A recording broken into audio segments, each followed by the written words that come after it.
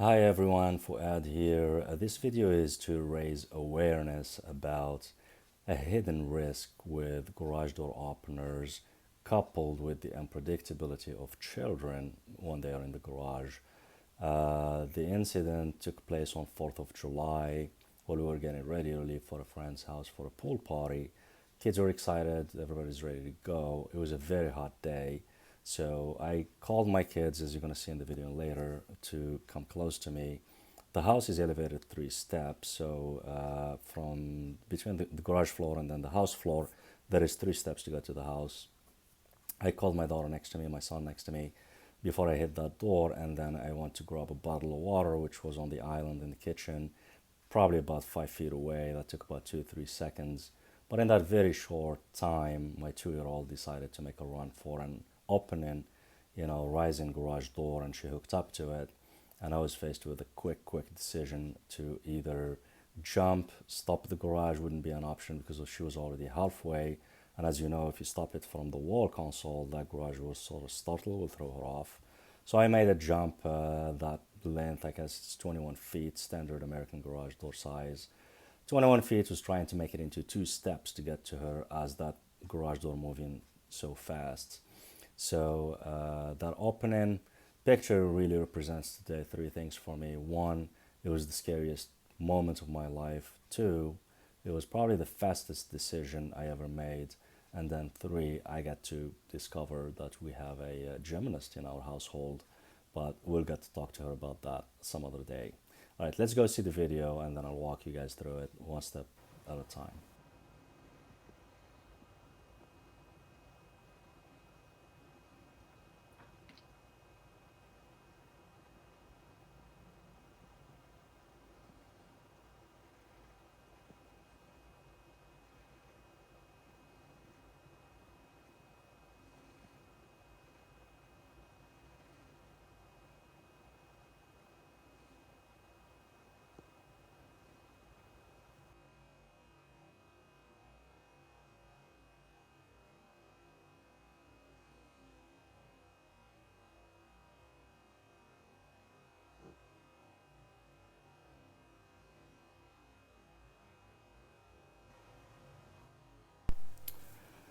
That's a breathtaking moment. So let me walk you through the events from A to Z so you understand how it played out. So it's 4th of July, getting ready to go to a friend's house. I'm standing at that door on the upper right hand corner of the screen, if you can see it. I call my 2-year-old daughter to come next to me before I open the garage door. You can see the wall console to the left of that door. So she comes to me, she will look up. My son is on the left. Both of them are really close. The wall is about 2 feet away from him, 2.5 feet away from him, and the door. And then I hit that door open. I turn, go inside where you see that probably chair in the middle, about 4 or 5 feet to grab a bottle of water. I come back to about this time. I'm at the door, so I can't believe it. I call her. She doesn't respond. I'm in disbelief. I call her one second time a little louder, see if I get her attention. She'll turn back, but that moment I felt it was too late for her to let go, so I just jumped. You can see me landing there on the right foot. My poor son was a little bit in the way. Good thing he backed away from his bike. I hit it with my knee, but that's not a big deal. I struggled to get to her. I finally push it on that right foot, even though injured, and I get her. So as a result, that's pretty much what the foot looked like, the bottom of the Achilles tendon looked like, circled in yellow. Few hours later, the foot, of course, starts swelling. Some blood vessels start discharging blood inside. A week later, get the surgery, and then get the foot into the air cast, which takes about 3 months, 12 weeks total recovery time. Now, let's look at that kind of hidden risk in a garage door. So each garage door, in this case, it's Jenny, it could be a LiftMaster or whatever. You got a couple of components, and the one I want to focus on here is the sensors. So you've got the motor, which is on top. Usually it's hooked to a chain, belt, or a screw. You got the wall console, and then you got the sensors. So the sensors work today to just block the door from coming down. as we're going to see in a little bit. But they have, even though they detect action in the middle, but they have no action whatsoever when it's going up. Let's look.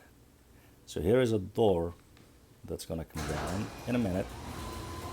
So I'm throwing a basketball, small ball goes in, interrupts the sensors, and then the sensors send the signal to the unit to reverse the door back up. You can see it again. Very efficient, super safe, excellent. Let's look at the other scenario when the door is going to go up. So I have that Swiss ball there. You can see the sensors flashing, means detecting something that's in the middle. And then we're going to try to open the door. Here it goes. The sensors continue to flash. You may not see it, but that door continues to go up. And that's exactly how my little one gets picked up to the top.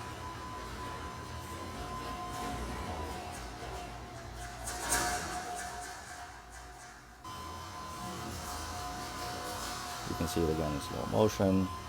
That door will go up despite the sensors really detecting that something like that. And that's what I think is kind of where the design fell short. Here is a case where I'm going to use the remote control, what ideally the manufacturer built this feature in would have been a lifesaver. So something goes through, the door is opening, something goes through, we see it again. Those sensors pick it up, the door should stop. I stopped it here with the remote control, but that's where I think the design comes a little short. Anyway, I hope this video helps you or somebody you know, particularly if there's kids around the garage, and I hope now you kind of calculate for this scenario, and please, please, do not turn your back on any scenario where your kid is in the garage unless you're close to them before you open that door. Thank you.